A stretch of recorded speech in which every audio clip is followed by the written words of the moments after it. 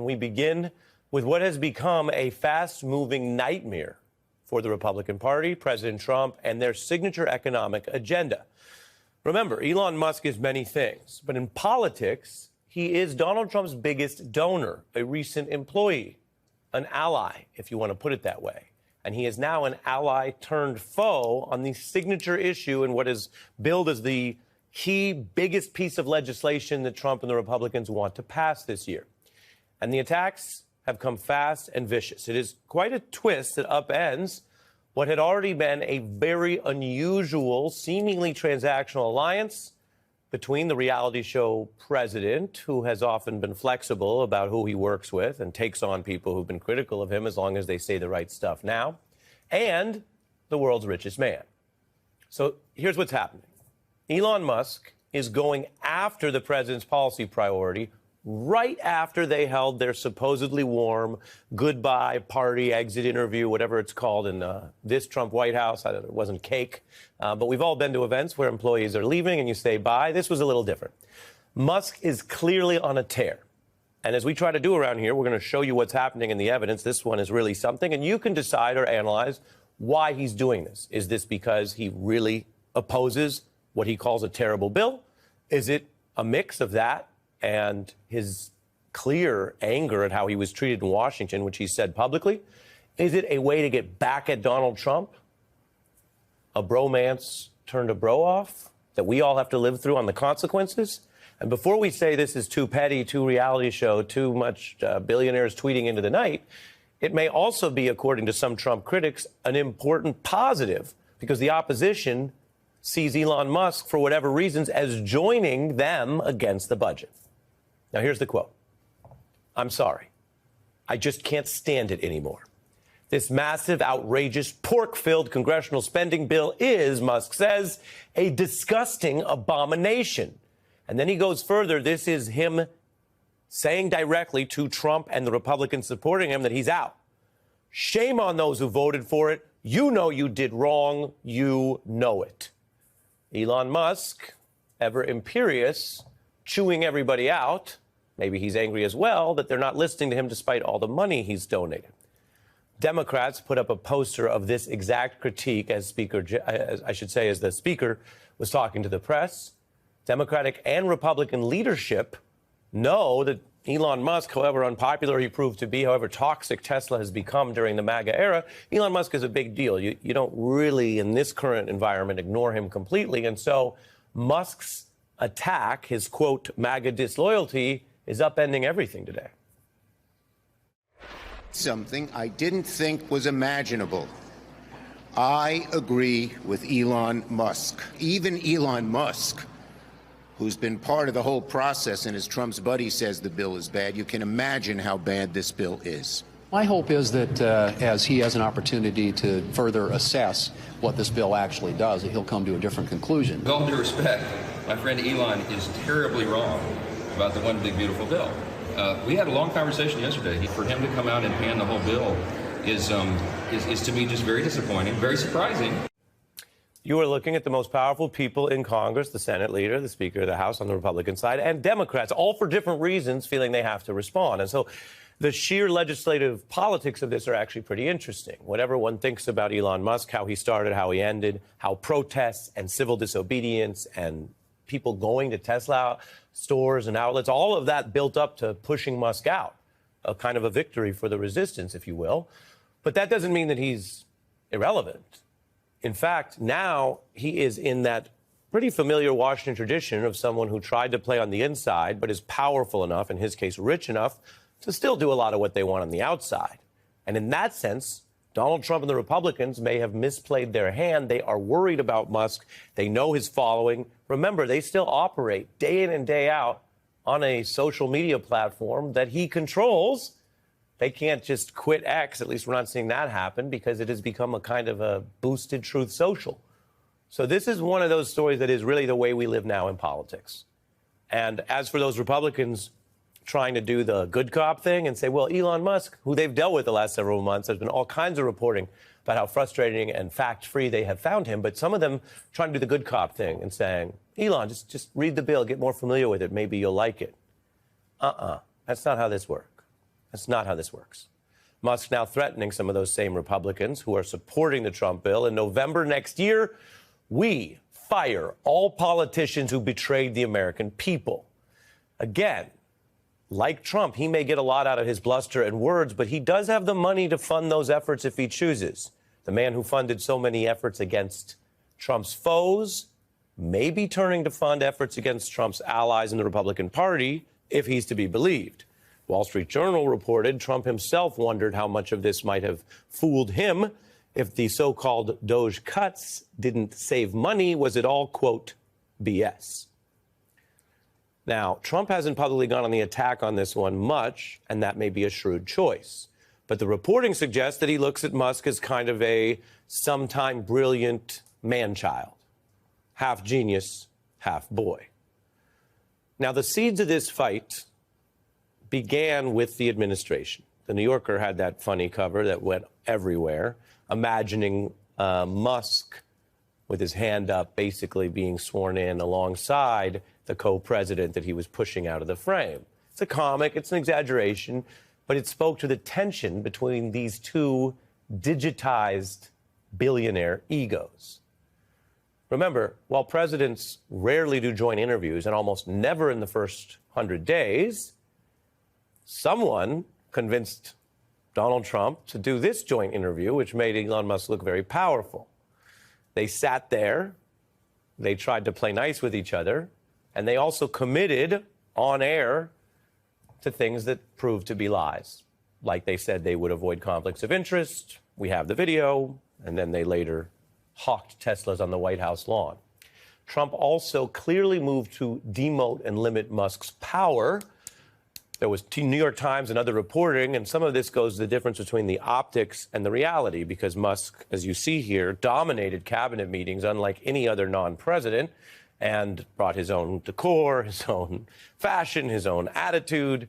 But he didn't last. The New York Times reported there was a potential turning point that yielded the significant indication that Trump was willing to put limits on Musk after clashes with other cabinet officials. So the new rift is a whole different level. And while we can't tell you what's going to happen tomorrow, and if there's some way that Musk walks this back, if he gets other things he wants, we are witnessing what many in the Republican Party, we'll get to others, but what many in the Republican Party see as Donald Trump's great ability to blow a lead, to incompetently bring in all of these extra problems to burn up the key governing period when most presidents have higher political capital close to the election they won. Because there were months of Musk doing all of his co-presidenting and cuts, many of which, as you probably know, didn't work out. Now they're in the breakup period that's still supposed to be the honeymoon. The relationship's been strained for a minute. As Taylor says, it's been a long time coming. She knows about breakups. She also might know a little bit more about winning than either of these supposed billionaires. She just won the long-term battle to get back her songs and equity. But that's for lower in the show or later in the hour. Meanwhile, here's how we got here, and many predicted it. What is this bromance between Donald Trump and Elon Musk? You say you think it's going to crumble and fail miserably. Elon Musk and others, right now, they're in the halcyon moment with Donald Trump, but they will come to the Hades moment with him. It's just a matter of time. I said from the very start that this bromance was going to come to an end. And it has. We're joined by Bill Kristol, a Republican White House veteran and editor-at-large for The Bulwark, founding director of Defending Democracy Together, a longtime conservative who warned early about Donald Trump and has been consistent. Some of the people who warned along with you, like Marco Rubio, are now carrying it all out. Why was this foreseen? I guess people knew Trump, but especially knew Musk. I mean, I'm struck that people who knew Musk sort of thought this would happen. But, you know, I don't. God knows I don't put myself in Elon Musk's mind. That's a bridge too far, even for people like us who are supposed to comment on this. But I don't know. Don't you think his reaction suggests Trump fired him? This talk about, you mentioned a breakup, true enough. He was going to go back to his business. He'd only 120 days and all that nonsense. He wanted to stay. He loved it there. And I think Trump just said at some point, no, sorry, goodbye. Because I just think the ferocity in a way. Ferocity. He hasn't been fired in a long time. Right. And he's gotten away with so much. Now, who knows why Trump? Now, Trump couldn't have kept him along, just, gradually reducing his role and trying to sort of smooth it off. A, maybe Trump just got sick of him. B, maybe Trump knows something that's going to come out, or stuff that was, that's lurking in Doge world that we're about to learn more about, because the courts are looking at some of this. There are court cases that have discovery, in fact, about Doge. And maybe Trump has a sense that, he wants Musk to be far away, and maybe even doesn't mind if he's a little bit distancing himself from Trump going forward. But who knows? Who knows with these guys?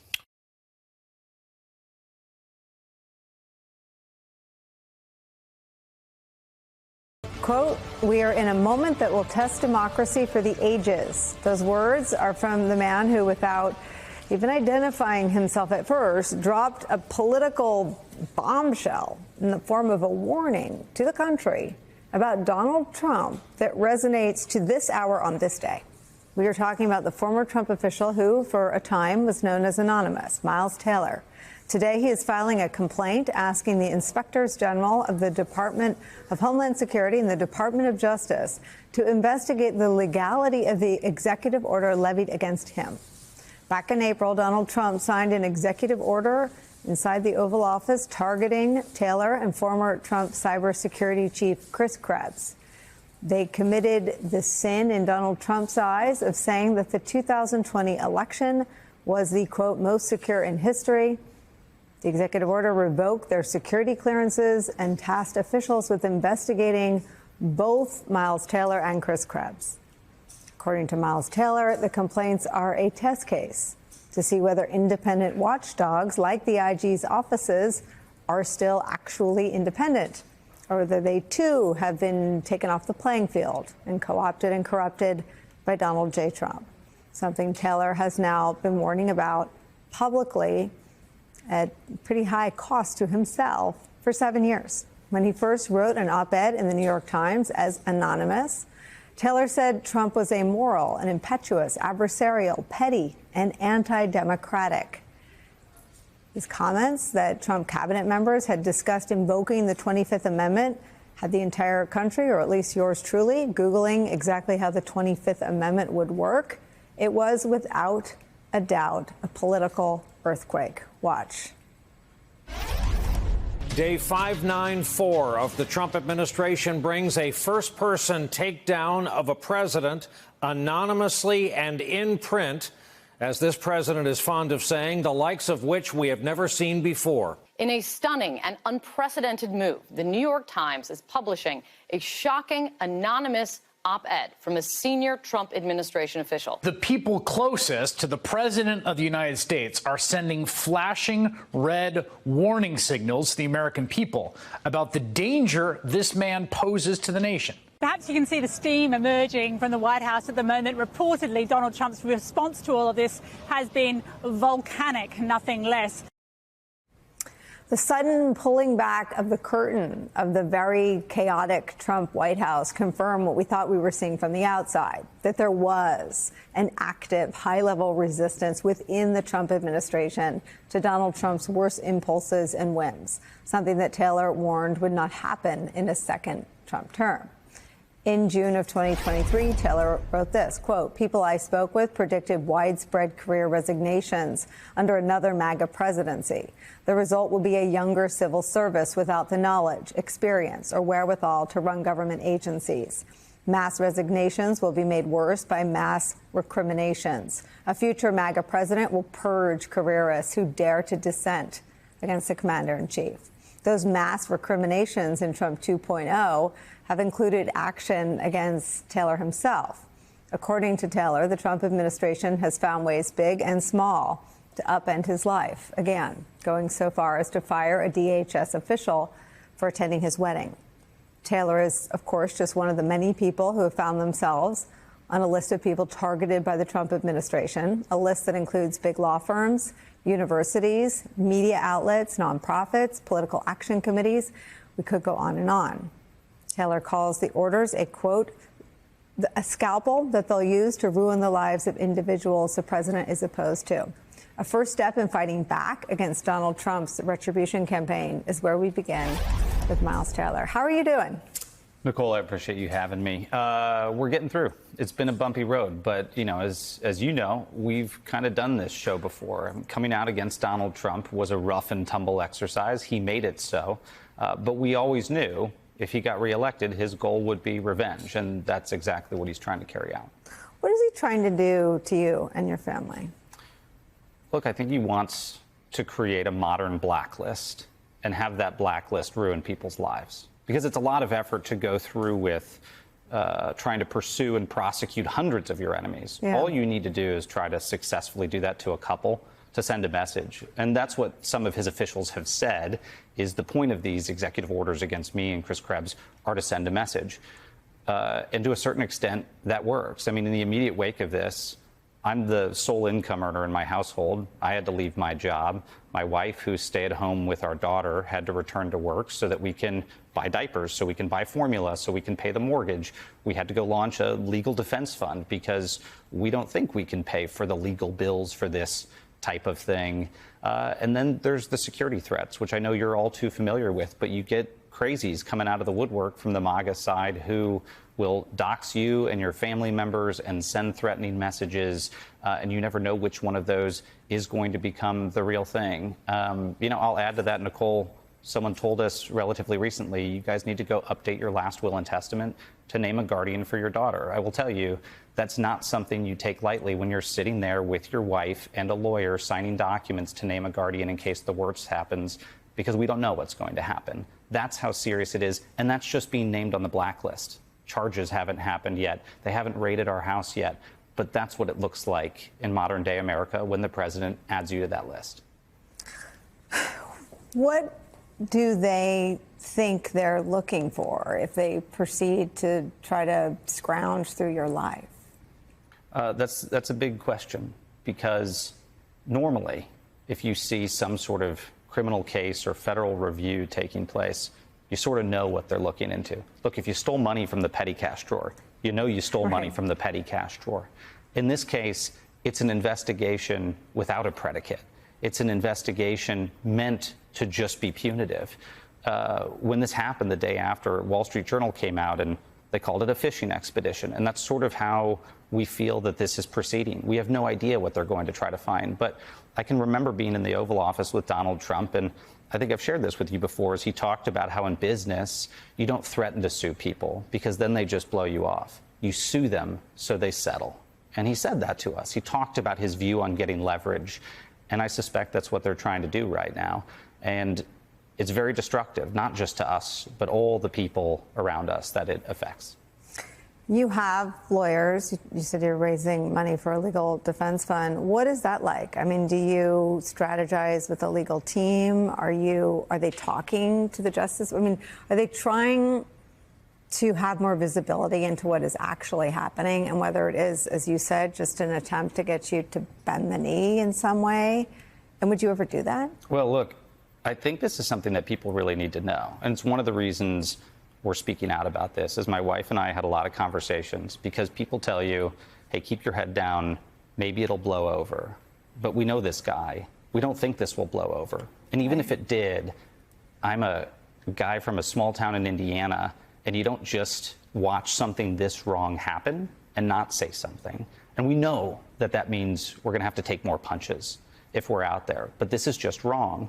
And one of the things I think people don't realize is the fear in the legal community right now makes it very, very hard for someone to go get the representation they need. Now, I'm lucky. I've had incredible people like Abby Lowell, who represented not only Jared Kushner, but Hunter Biden all across the aisle, and a lot of different fantastic people come forward to help. But what if you're number 25 on that list? What if you're number 60 on that list and the president has ordered an investigation into you? Will you be able to get the legal support you need? I was lucky an organization called Whistleblower Aid came forward. They've launched something called endpresidentialrevenge.org as a place to go raise funds for people who are targeted for their public service by this White House. But if it wasn't for that support, we'd be in a very, very difficult position. And our first thought, I'm not going to lie, I mean, we sat there at the kitchen table after this order dropped. We were in the driveway when it happened, and we went inside, and Hannah looked at me and she said, do you think we're going to lose the House? And I said, I don't know. What is your sort of getting through day to day? Like, how much are you looking at the horizon of when this ends, and how much are you just trying to put one foot in front of the other? It really is a day-to-day thing. I mean, you know, the other piece that I would share, which people don't talk about, and it's kind of humiliating to talk about, but I think it's important to talk about, is social isolation. And you hear about this when you read about autocracies, and it's kind of a textbook thing. Okay, yeah. Dissidents and autocracies, they end up socially isolated, and that's the goal. But it's very foreign and remote until it happens to you. Mm-hmm. And I've had very close friends, very, very close friends, call and tell me, I'm going to need to keep my distance until this is all over. Why? Because they've got a business interest maybe with the federal government, because they're worried about the impact on their family. So that support system you think is going to be there with you in the trenches, whether it's through a divorce or a death or persecution from your government, starts to vanish. There are even some family members who you find out are skittish about being there, given the gravity of the situation. That is very hard. And you end up with a very different circle than you imagined. Again, that's before there's charges, that's before there's anything. But I mean, we've spent the past 2 months totally watching the re-implosion of our lives and building back from that. But I tell you all this, Nicole, again, not so that people play the violin for me, but because it's as easy as the president signing his pen to a piece of paper to order a revenge investigation against an American right now. This could be happening to anyone, and that's why we've decided to step out. That's why we've decided to start taking legal steps, because we can't let this become the norm. No president of any political party should be able to just order revenge investigations and criminalize criticism. And that's what we want to try to stop.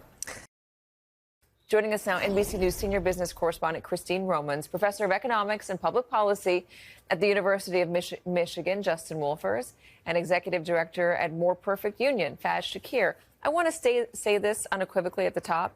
There's nothing wrong with needing help to pay your bills. That is not the point of this segment. The point of it is to talk about what situation we are currently in, the state of the economy, where people are using, Christine, these apps to pay for their groceries. Yeah, you see them everywhere. You're getting pushed all the time. You go to the grocery store, you go to the mall, and it's so quick. It's frictionless. There's no loan application that you can see. They do a real fast credit approval, and you don't have to do anything. You get whatever it is you're buying, and they break it into 4 equal installments, usually pay in 4 is what most of these are. These started, a little history lesson, these started for like exercise equipment, braces, mattresses. They've been around for a long time, but now they're mainstreamed into just about everything that you can think of. And people are really using them a lot. And you're right, Katie, to point out, this is good for you if you pay them on time and you don't have a credit card interest rate, a 20% credit card interest rate. This is something that can be a tool, except if you don't have the money, if you're financially strained and you're so easily adding up all of these different things, you can get in financial quicksand pretty quickly. So, Justin, what happens if you can't pay these bills on time? Christine was saying that there's not the APR like a credit card. What happens if you miss a payment? My understanding is you end up paying a whole lot more. So Christine's advice is exactly right. There's not a problem with using this per se. There's a problem with getting behind. So the day you make a purchase, you write in your calendar exactly how it is you're going to be able to pay it back. And if you can't write that down, don't make the purchase. As the economy itself, people were talking very much about it in the lead up to the last election. They couldn't pay their bills. Groceries were too high, blaming the Biden administration for it. And now we're seeing, I don't know how to underscore more the fact that people are using buy now, pay later to pay for essential things like groceries. Like groceries. I mean, what does that say to you about an individual American's ability to get by currently? Well, you know, at the beginning of the pandemic, you remember that we put together, Democrats working with President Biden, put a lot of money into people's pockets. And it was in the form of stimulus, unemployment checks, child tax credits, a whole variety of measures to ensure that during one of the most toughest financial times, people could get through that. And they did. And we got better. And as a result of that, in my view, at least, you had a huge amount of corporate driven price inflation. And during the last couple of years, that price inflation has hit people in all different kinds of ways, to the point where for a middle class person, working class person, the cost of the basic essentials of life have become more unaffordable than ever. So this is not even just the groceries. This is just paying for houses, a house, a car, childcare, college education. Those things are taking up 80% of a person's budget. Then you get to the point, right, where Klarna has to fill in the gaps. I can't even afford, just getting groceries. So now buy now, pay later steps in. It's becoming a bigger business. By the way, the CFPB, Consumer Financial Protection Bureau, was looking into this, worried about the rise of it. And guess what? It's been decimated under Donald Trump. And so you have really unregulated nature of credit being put upon working class people. And I worry about the state of debt on people's lives if we can't afford it, right? The ticking time bomb of that debt. But let me linger for a minute on the deregulation of this. Let me play the Klarna CEO talking to Audie Cornish on her podcast.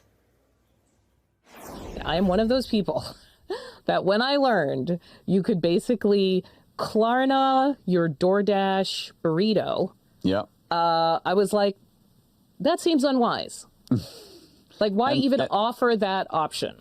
Yes, and that is unwise. I would not recommend anyone to put a burrito on Buy Now Pay Later. For clarity, I feel that the product that we supply is actually a healthier alternative, but as any credit product comes with risk of overspending, indebtedness, or to your point, making it too easy, too accessible, or may encourage people to incur more debt than they should. And so it is a delicate balance to try to balance those two things and think about, like, how do we provide these services in a way that makes sense. Are these, and there's also a question of, are these buy now, pay later options predatory? Let me read this from a CNBC article today. Buy now, pay later programs are a scam. Douglas Bonaparte, the certified financial planner and founder of Bonafide Wealth, recently posted on LinkedIn. They encourage overspending, destroy credit, and saddle you in debt, and target consumers who are most susceptible to borrowing when they shouldn't. Society would be better off without them. Look at late payments by Generation Z. 57% of Generation Zers made a late payment in the past year. 49% of millennials made a late payment in the past years. 32% of Gen X, 11% of baby boomers. There's also concern that a lot of the people that are using this are people that wouldn't normally pass a financial check to get a large, what's the term I'm looking for, Christine? A large credit limit? Credit limit on your credit card, but this is not something that has a credit limit. So how does a consumer protect themselves? Is there a bureau that might help consumers protect themselves from things like this? Yes, it used to be called the Consumer Financial Protection Bureau. And actually, in the Biden administration, that CFPB had been pretty aggressive about buy now, pay later, saying that, look, if personal finances start to unwind, people are going to be in trouble, and also warned that a lot of people are having multiple of these loans with these 4 different payments. And it's so easy. Sometimes people don't even know how many they have, because you go to the grocery store and it says, would you like to pay in 4 installments? You say yes, boom, and then it's done, So it's super easy and can lead to this impulse buying, instant gratification and impulse buying, which, of course, any financial planner will tell you is the death of your family budget. And Justin, is this a political time bomb? Look, Katie, I'm going to surprise you. I'm not actually totally against it. Sometimes you want to ask yourself, if we don't have, say, Klarna, what would we have? And for a lot of families, particularly those facing poverty, say your car breaks down, if you can't afford a repair, you can't get to work. And if you can't get to work, you lose your job, and then poverty becomes a self-fulfilling cycle. So really the question is, are folks going to Klarna, is that instead of going to a payday lending shop, in which case it's good news? Is it instead of doing without, in which case it's good news? Or, and this was the point Christina just spoke to, are they being tempted to buy things that they would otherwise not need? And so that's where I think it comes back to your point, Katie, that really what we want is, yes, we want products where you can borrow from your future income if things are a little tough today. That's just expanding the group that are out there to help you. But we want to make sure they're there to help which means the most important part is making sure we have pro-consumer regulation. But here is the fundamental rub, and Faz, I know you can speak to this. The fact that people need this sort of help, the fact that people need to go to this or a payday lender in order to make ends meet, the fact that if their car breaks down, that can financially ruin them. The fact that the economy is so delicate for a great swath of Americans that one errant bill, one unexpected bill can be the end, or the fact that their grocery bill, which is going up, can be the end, and that they would need to turn to something like this. There is so much frustration and anger embedded in that that's been boiling over now for so many years. It is one of the reasons why Donald Trump won. That's why what voters say, they were upset about the economy. They couldn't afford things. People got to eat and people got to live. And I agree that what I worry about here is that you paper over the problem for lawmakers who need to actually address the cost of living crisis. If you have big business coming in and saying, hey, yeah, people are swimming in debt, but I can make debt cheaper for them. I can make it easier for them. They can just get even more debt onto their heads in order to live. Then we haven't addressed a cost of living crisis that policymakers are largely averted and not talking about. Are we in need of stimulus? Are we needed of bringing down healthcare costs? Are we in need of child care debt? Well, no, don't worry about it. Klarna's taking care of it and making sure people have the ability to just put more debt onto their heads. That isn't a solution. And we had a Consumer Financial Protection Bureau that was reporting to us during the Biden administration that you had people with subprime credit scores who are more increasingly the ones who are taking on Klarna. They're younger people under the age of 25. Now it's starting to expand. And so I worry that it's not that Klarna is a bad product. It's that we are masking the problem for policymakers who need to be addressing a cost of living crisis. And that's why I wonder, Christine, if it's a ticking time bomb. If this starts to spiral out of control, if tariffs do more damage, if people start not being able to keep up with these payments, and they start getting really nervous about their future and they find themselves in even more debt, is that the ticking time bomb for politicians that promised to make them wealthier, to promise to put money in their pockets? I mean, I look at the growth of this financial product, with just amazement. It has grown so much. Some of these young people don't have access to credit cards. They've never had a credit card. So this is an easier way to sort of manage their finances. So for some young people, this is like a really great tool. But just like with credit card debt, if you have so much debt and you're living beyond your means week after week and month after month, at some point that catches up with you. There's also the issue, Justin, of education. I mean, part of what enabled so much credit card debt to explode is a lot of younger people would say, well, I just didn't understand that this was what was going to happen. I didn't really understand what I was signing. I didn't know that it was going to compound in this way. And with this, it seems like there are even fewer guardrails. I absolutely agree. Katie, if you come to an economist and you say, do you think financial education is a good thing? What do you reckon I'm going to say back to you? Come join my Econ 101 class. We'll get into all of this. It's why I admire the work that Christine Romans does so much. This is about fundamentally educating people so they can make good choices. And Katie, let me actually surprise you now with someone who's actually been very good on this. Treasury Secretary Scott Bessent has come out at several points and he's actually advocated for greater financial education. Now, he hasn't done anything about it, but out loud he said that this is really important. So this deregulated all costs approach, different people have different views, but if we are going to go ahead, going ahead with a well-educated public is our best defence. All right, now let's get to the very latest in Ukraine. Delegations from Ukraine and Russia met in Turkey yesterday for the second time in a month to discuss peace negotiations, but left without a major breakthrough. Their meeting lasted barely an hour. Citing Russian media, Reuters reports that Moscow put forward terms that would see Ukraine surrender large chunks of its territory and accept restrictions on the size of its army in the future. Kyiv has repeatedly said those terms are unacceptable.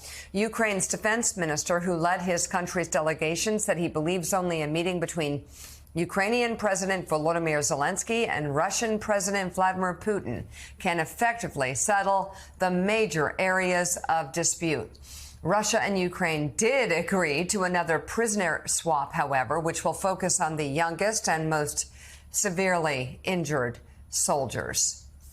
Meanwhile, Ukrainian President Volodymyr Zelensky recently hosted Republican Senator Lindsey Graham of South Carolina and Democratic Senator Richard Blumenthal of Connecticut for talks in Kyiv. The meeting happened just days before Ukraine launched that series of drone attacks targeting Russian warplanes. And Senator Blumenthal joins us now. He's a member of the Homeland Security, Armed Services, and Judiciary Committees. Also with us, the host of Way Too Early, Ali Vitale. Good to have you. So, Senator, tell us what your takeaway was from your trip, especially given the fact that it was just before this massive drone attack, and the status of the talks between Russia and Ukraine. Thanks for having me, Mika. Always uplifting and inspiring to spend time with Volodymyr Zelensky, my 7th trip to Ukraine, most of them with Senator Graham. But I've met with him on numerous other occasions. And sadly, one of my main takeaways was that peace, even a ceasefire, are nowhere in sight. Obviously, Putin is launching, even as we speak, a major offensive, mobilizing forces in the east, Donetsk and Luhansk and other territories. But the Istanbul proposal that he made yesterday shows how unserious he is about peace talks. He's mocking Trump, playing him. And my visit to Ukraine confirmed for me that that country is in it for the long run. They're planning for the future. They've pioneered and championed the revolution of ground warfare through the use of drones. They're ahead of the United States, which produced 100,000 last year. Ukraine will produce 4.5 million of these small drones. I visited the plants where they do make them.